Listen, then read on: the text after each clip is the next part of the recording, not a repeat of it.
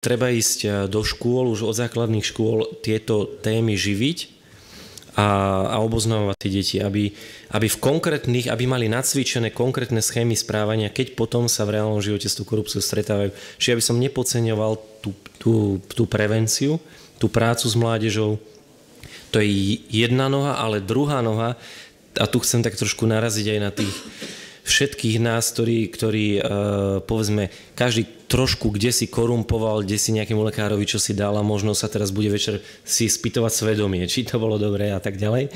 Ale ja by som chcel všetkých vyzvať, aj tí, ktorí dávali sme úplatky, že nebojme sa istým spôsobom aj vnútorne vyviniť a na druhej strane aj pomôcť projektom k takému tomu osvetľovaniu tej pravdy, lebo tie správy nám chodia cez uši každý deň a hovorí sa o miliónoch eur, 100 miliard, nástenkový tender.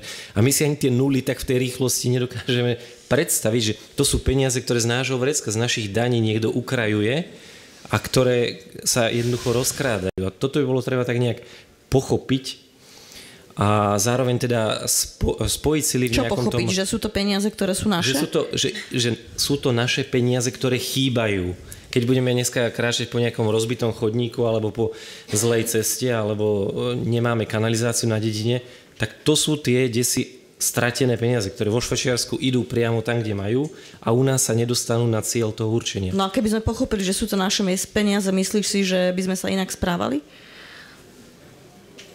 Myslíš, že v tomto áno, keby to už od malička tie deti mali to vedomie, že tie dane, ktoré platíme, sú naše peniaze a mali by sa dostať tam, kam sú určené, kam sú zamýšľané.